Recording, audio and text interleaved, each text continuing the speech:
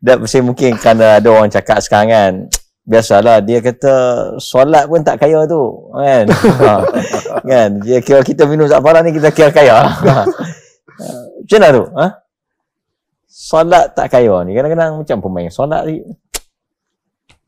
Tapi ini sebenarnya satu penyakit ni ada dulu.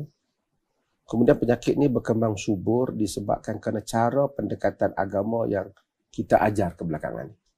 Quran memang sebut kan tentang orang-orang yang apabila fa idza qadaytum manasikakum fadhkurullaha ka dzikrikum aba'akum aw ashadda dzikra. Faminan nasi man yaqulu rabbana atina fid dunya wa ma lahu fil akhirati min khalaq. Nah, apabila kamu selesai haji, Allah kata tolong ingat Allah. Macam mana kamu ingat bapak-bapak kamu seorang Arab ingat tangkap oleh bapak maka. Ataupun lebih dahsyat daripada tu kan. Tapi di kalangan manusia, maksud haji ni, haji ni tempat yang memang tempat berdoa lah. So Allah kata faminan nasi man yaqulu rabbana atina fid dunya wa ma lahu fil akhirati min khalaq. Di kalangan manusia ada yang dalam keadaan peluang berdoa tu dia hanya doa dunia dia. Untuk dunia, tak ada habuan dia untuk akhirat. Maksudnya bagi dia seluruh ibadat yang ditunaikan itu dia nak cari dunia dia saja.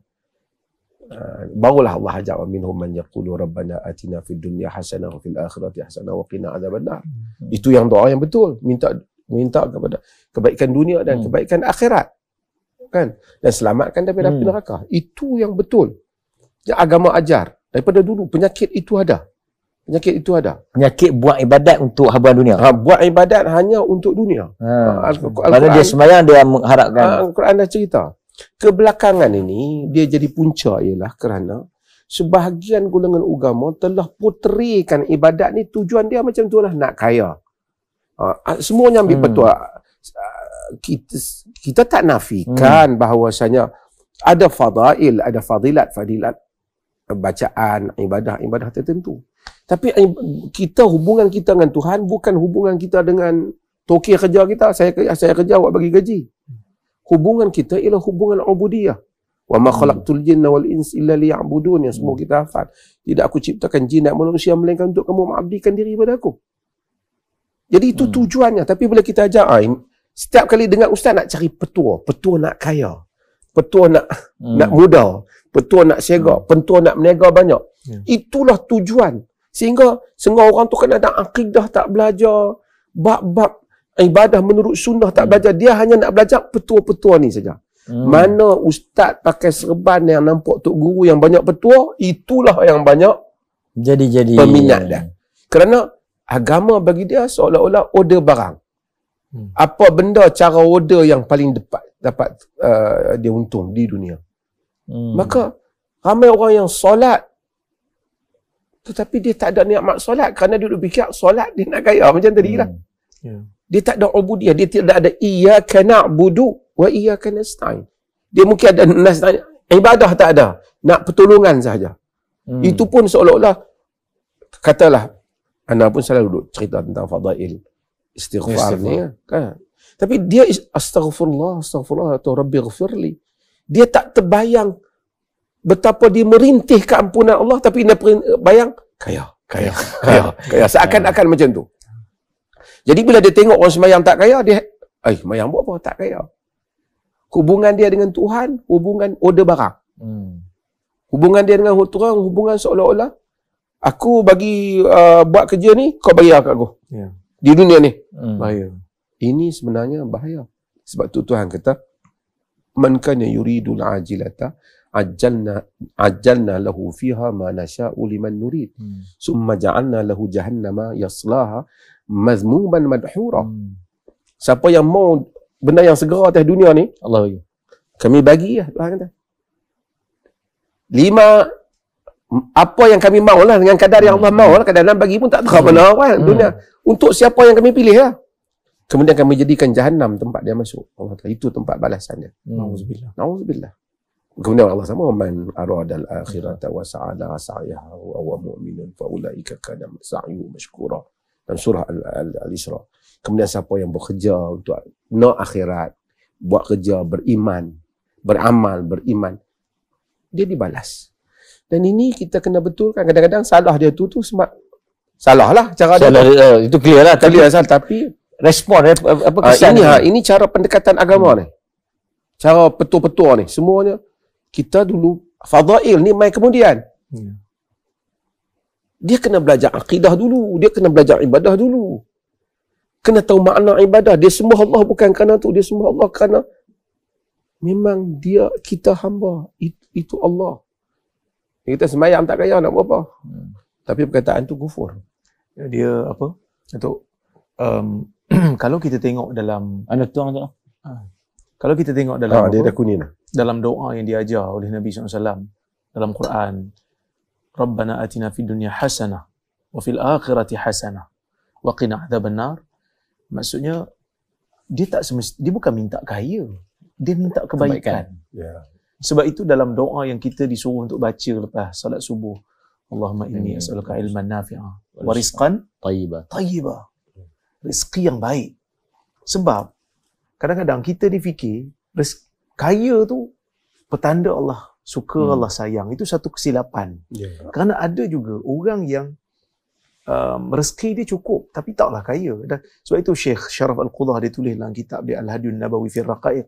Dia kata kalau kekayaan itu menjadi petanda Allah Ta'ala sayang kepada seseorang, Nabi adalah manusia yang paling kaya sepatutnya.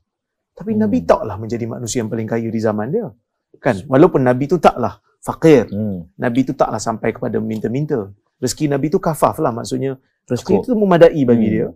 Tapi taklah menjadi manusia yang paling kaya. Dan kekayaan itu sebenarnya satu ujian. Jadi sebab itu, bila disebut tentang solat duha, punca rezeki. Solat duha akan menjadikan seseorang itu kaya, kan. Kalau kita tengok dalam hadis dalam hadis Tirmizi tu, kan disebut Ibn Adam irka'li. Wahai anak Adam, solat untuk aku. Disebut rukuk lah, tapi masuk solat lah kan. Solat untuk aku. Lepas tu hujung hadis tu boleh disebut akfika akhirahu. Awalan nahar akfika akhirahu. Di awal pagi tu kau solat untuk aku. Ikhlas kerana aku. Nanti aku akan bagi kecukupan untuk kau. Maksudnya bukan bermakna semestinya kaya, bagi kecukupan. Kerana ada manusia yang kaya tapi tak cukup-cukup. Kan? Kita tengok ramai manusia-manusia dalam dunia ni yang dia punya apa? Dia punya jawatannya hebat, perniagaan dia dahsyat, tapi terlibat dengan rasuah, terlibat dengan salah guna kuasa, terlibat dengan pecah amanah. Kita yang alhamdulillah walaupun taklah kaya, tapi kita masih lagi menjaga benda-benda tu, dan kita kena syukurlah pada Allah. Mudah-mudahan Allah Ta'ala bimbing kita sampai ke akhir hayat nanti kita tak terlibat dengan benda-benda tu. Jadi kekayaan itu bukan semestinya orang kata apa, menunjukkan kita tu mulia di sisi Allah. Itu pertama. Yang kedua, salat kita mesti ikhlas untuk Allah, barulah datang fadilat yang mana Allah Ta'ala akan cukupkan keperluan kita walaupun mungkin tak kaya, tapi kita harus cukup. Sebab tu Nabi sebutlah hadis Muslim, hadis Bukhari, Nabi kata apa, laisal ghina an kasratil ardi walakinnal ghina ghina nafsi. Maksudnya bukanlah kaya itu dengan kayanya harta semata-mata, tapi kaya yang sebenar ialah kaya jiwa. Maksud jiwa itu kaya dengan boleh memberi pada orang, boleh berjasa pada orang. Berapa ramai di kalangan orang kaya yang masih bakhil. Itu musibah juga. Sebab tu last kali tu dia mungkin tak sembahyang subuh tapi sembahyang duha.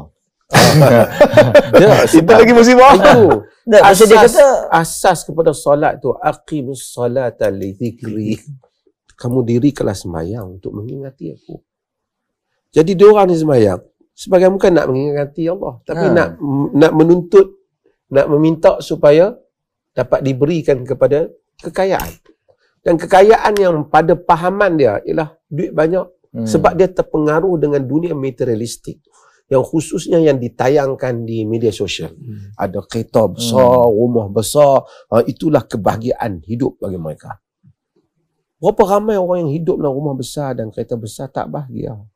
Siapa yang duduk dalam jawatan-jawatan macam kita duduk ni, dia akan tahu orang yang mengadu penderitaan jiwa ni kebanyakan ada duit belakang.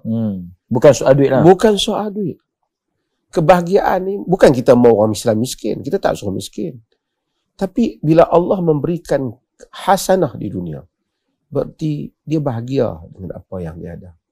Dia menikmati bagi setiap harta yang dia ada itu dengan keberkatan yang ada. betapa ramai orang. Sebab tu saya selalu dulu ulang cerita Buya Hamka tu. Bukan nak suruh miskin, tapi Hamka buat satu contoh yang bagus. Dia kata macam mana dia berjalan naik mobil dengan satu orang kaya. Dia tengok yang sawah. Dia tengok satu orang kaya tu berhenti di tepi sawah. Orang pesawah tu isteri dia bawa makanan. Dia makan dengan begitu sedap, bersungguh-sungguh makan nasi yang disediakan masa waktu berehat. Dia kata, Buya, saya ada gudung besar, ada mobil besar, tapi tak pernah makan seenak itu. Maksudnya, bukan nak suruh makan sedap, tapi demikian nak menceritakan Allah membahagikan nikmat kehidupan ini bukan di atas wang kertas saja, ataupun di atas kepingan-kepingan emas. Tetapi kebahagiaan itu luas maknanya. Nabi orang yang bahagia, paling bahagia atas dunia ni tentu dah. Tapi Nabi ada hari makanan pun tak ada di rumah baginda sallallahu alaihi wasallam. Tapi kebahagiaan tidak diukur dengan itu. Kebahagiaan tak diukur dengan itu. Tapi bila kita telah dimomokkan dalam media, semua kalau ada rumah besar, kereta besar, baru kita bahagia. Nak dapat rumah besar tu kita sembahyang. Dia masa sembahyang pun duk teringat harta tu lah. Sebab tu dia tak menikmati solat yang seperti Ali Zainal Abidin kata, kalau pembesar tahu nikmat kita ketika tahajud itu, nescaya mereka akan bunuh kita. Maksudnya kita menikmati hidup, menikmati makna kelazatan jiwa ketika bertahajud itu yang tak dinikmati oleh orang besar. Sultan-sultan, raja-raja, maharaja-maharaja yang tak beriman lah, yang beriman menikmatinya. Tak menikmatinya kerana nikmat iman bukan seperti yang diandaikan. Ini kita kena betulkan persepsi cara pengajaran kita tentang agama. Sekarang ni semua tengok petua tu lah. Sebahagian tu petua tu tak ada nanas pun. Tak ada nanas pun. Pakatlah amal ke petua tu. Aku amal dah tapi tak apa. Tak kaya-kaya. Macam ada petua tiup jari sapu mata, dia bagi cerah. Bagi cerah mata. Betul tak cerah. Dia kata, macam mana Nabi kata cerah tak cerah. Tak ada apa nak hadis.